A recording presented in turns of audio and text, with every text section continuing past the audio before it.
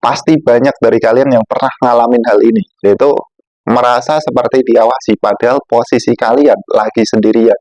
Dan kalian pasti pernah melihat bayangan atau sekelebatan dari sudut mata yang bikin jantung kalian itu langsung deg-degan. Dan paling parah itu pingsan. Nah, dari hal tersebut, pasti kalian langsung menyimpulkan kalau itu adalah hantu gitu. Padahal itu adalah sebuah ilusi yang dihasilkan oleh pikiran kalian sendiri. Di video kali ini, gue mau membongkar sebuah kepercayaan yang sudah mendarah daging ya, dari nenek moyang kita yang mengatakan bahwa hantu itu nyata, gentayangan, dan juga bisa mengganggu manusia. Tapi di video kali ini, gue mau melihat sebuah fenomena ini dari sudut pandang yang berbeda. Dan juga menunjukkan ke kalian ya, bahwa yang kalian anggap mistis, horor, itu bisa dijelaskan secara logika, dengan sains dan juga psikologi.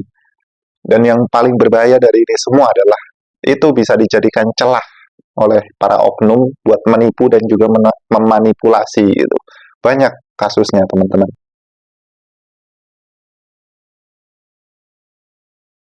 Oke, kita mulai dari yang paling umum ya. Kalian pasti pernah dengar ya cerita dari temen atau orang di sekitar kalian, mereka bilang gitu, pernah mengalami kejadiannya di luar logika. Contoh kayak lihat penampakan, dengar suara aneh, atau bahkan mengalami kejadian yang nggak masuk akal. Mereka merasa kalau apa yang mereka alami itu benar-benar nyata. Kalau kita bawa ke sains, pengalaman pribadi atau yang mengalami hanya satu orang, itu nggak bisa jadi bukti yang kuat.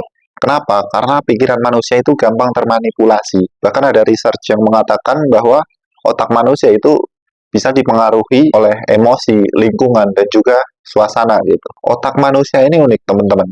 Kalau kita ya sebagai manusia ini sedang merasakan ketakutan, otak manusia ini akan mengaktifkan mode siaga maksimum. Artinya apa? Misal ada suara dikit aja, misal benda jatuh gitu, otak ini langsung nganggep itu adalah ancaman. Dalam kondisi seperti ini, otak itu biasanya mengisi kekosongan informasi itu dengan hal-hal yang sudah kalian percayai. Dan paling gampangnya pasti mengarah ke hantu.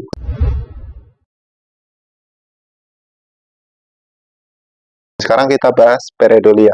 Apa itu pareidolia? Pareidolia adalah kecenderungan di mana otak manusia ini mengenali suatu pola, mulai dari wajah, bentuk, bahkan objek tertentu. Ini sering terjadi ya, kalau kalian melihat wajah di kegelapan dan kalian lagi dalam kondisi takut, pasti otak kalian akan menyimpulkan kalau itu adalah hantu. Yang nyatanya itu adalah benda biasa. Pareidolia ini nggak cuma bentuk visual, teman-teman. Ada juga yang namanya ilusi akustik, yaitu suara-suara.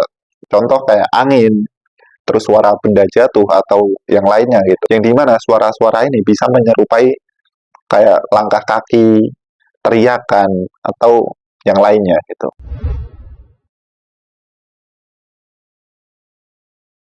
Bias konfirmasi adalah ketika kalian cuma mencari validasi dari informasi yang kalian percayai dan menolak informasi yang logis. Misal contoh, kalau kalian yakin ada rumah kosong, terus berhantu, rumah kosong ini berhantu, misalkan ada aktivitas kecil, entah itu tikus, angin, atau genteng jatuh karena udah tua, ya, kalian pasti pikirannya kemana-mana. Nah, terus kalian cari orang nih buat cerita.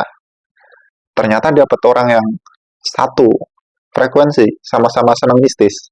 Cerita lagi ke orang ini. Orang ini adalah orang yang berpikir secara logis. Ditentang ini dua. Apapun pendapat yang keluar dari mulut orang ini, nggak akan didengerin sama dua orang ini yang udah percaya sama mistis. Akhirnya mereka cari lagi orang yang sama-sama seperti mereka. Dan itu yang disebut bias konfirmasi.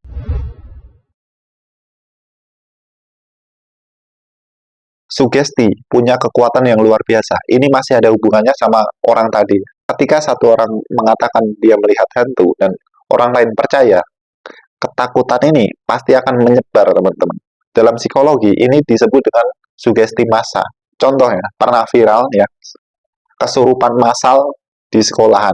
Ketika berita ini tersebar di mana-mana, komentar yang naik ke atas itu adalah komentar-komentar yang percaya sama hal-hal mistis. Saking banyaknya yang percaya gitu, bahkan komentar yang masuk akal itu sampai nggak kelihatan di permukaan. Padahal penjelasan yang lebih logis itu ada, seperti stres kolektif, tekanan sosial, dan sugesti itu bisa menyebabkan gejala yang mirip kayak kesurupan. Bahkan dalam eksperimen, orang bisa dibuat merasa melihat hantu hanya dengan pengaruh cerita dan juga suasana tertentu. Kalau kita telusuri lebih dalam ya, pusatnya emang di otak kita gitu. Karena kesurupan itu nggak ada, teman-teman. Yang bisa kesurupan itu cuma tiga ya. Orang caper, orang stres, orang halu. Ya, cuma tiga itu ya. Orang caper, stres, halu. Udah itu aja.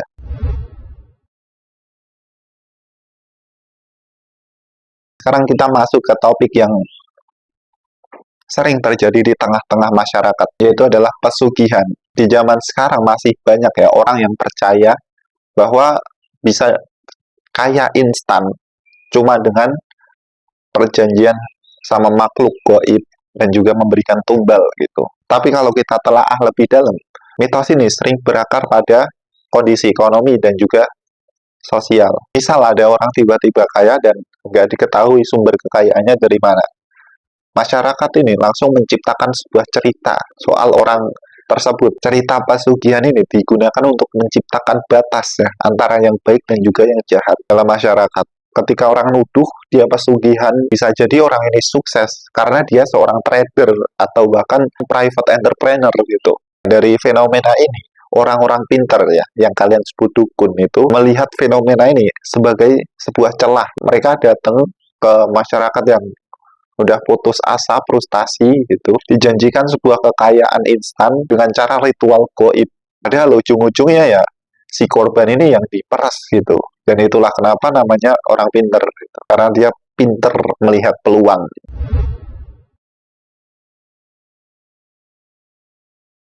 Dan yang strawberry effect ini adalah fenomena yang sering banget terjadi. Kalian pasti punya temen yang dia nggak pinter-pinter banget dalam suatu bidang, tapi di bidang itu dia jadi orang yang paling sok tahu gitu, paling merasa dia tahu segalanya. Ibaratnya dia masih baca buku di halaman pertama, tapi dia ngajarin orang gitu. Orang yang percaya hal mistis, mereka merasa lebih punya pengetahuan lebih tinggi dibandingkan orang-orang yang percaya sains. Nah, ini mungkin yang sering kita sebut indie home ya.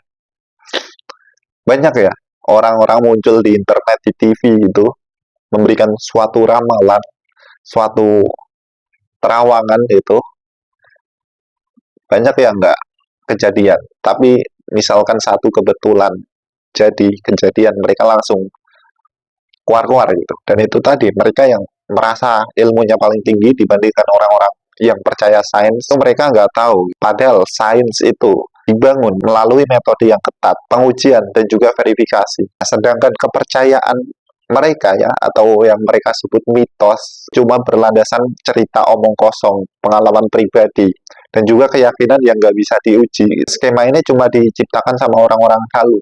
Jadi apa kesimpulannya dari video ini? Yang pertama, banyak hal mistis yang bisa dijelaskan secara logika dan juga psikologis. Kedua, otak manusia ini gampang banget termanipulasi. Ketiga, mitos itu sering berpusat pada ketidaktahuan ya, ketakutan dan juga kebutuhan. Kebutuhan untuk menjelaskan hal-hal yang mereka sendiri nggak tahu apa maksudnya. Jadi yang perlu digarisbawahi adalah mitos itu adalah validasi atas ketidaktahuan mereka. Oke, mungkin gini dulu video kali ini. See you to next day.